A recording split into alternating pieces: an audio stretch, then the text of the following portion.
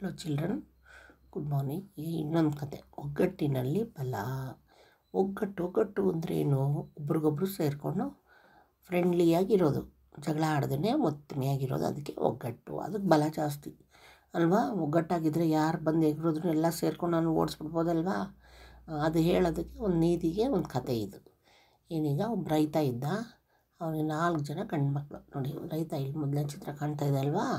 4 ಜನ ಗಂಡ್ಮಕ್ಳು. ಅವ್ರು ಯಾವಾಗಲೂ ಒಬ್ರಿಗೊಬ್ರು ಕಿತ್ತಾಡ್ತಾ ಇದ್ರಂತೆ. ಅವರು ರೈತ ಅವ್ರಿಗೆ ಬುದ್ಧಿ ಹೇಳಿ ಸಾಕಾಗೋಗುತ್ತೆ. ಅವ್ನಿಗೆ ಆಡಬಾರ್ದು, ಹಂಗೆ ಆಡಬಾರ್ದು ಕಣೋ, ಅಣ್ಣ ತಮ್ಮ ಚೆನ್ನಾಗಿರಬೇಕು ಹೇಳಿ ಆದರೂ ಅವ್ರು ಕಿತ್ತಾಡೋದನ್ನು ಬಿಡಲೇ ಇಲ್ಲ.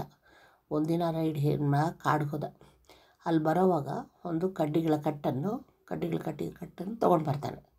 ತೊಗೊಂಡು ಬಂದು ತನ್ನ ಮಕ್ಳಿಗೆ ಒಬ್ಬೊಬ್ಬರಿಗೆ ಒಂದೊಂದು ಕಟ್ಟನ್ನು ಕೊಡ್ತಾನೆ. ಒಬ್ಬೊಬ್ಬರಾಗಿ ಕರೆದು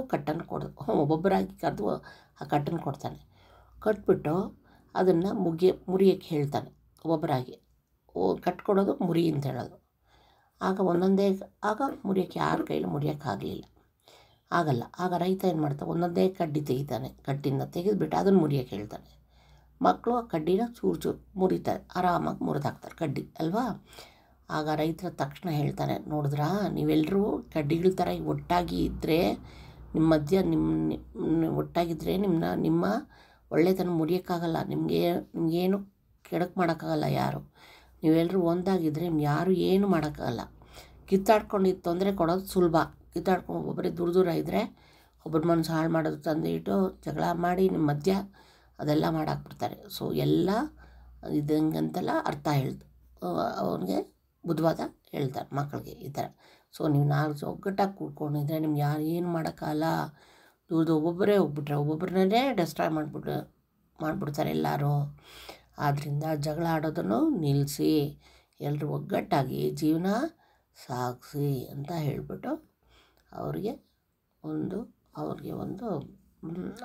ಈ ಥರ ಅಡ್ವೈಸ್ ಮಾಡ್ತಾರೆ, ಮಕ್ಕಳಿಗೆ ಹೇಳ್ತಾರೆ.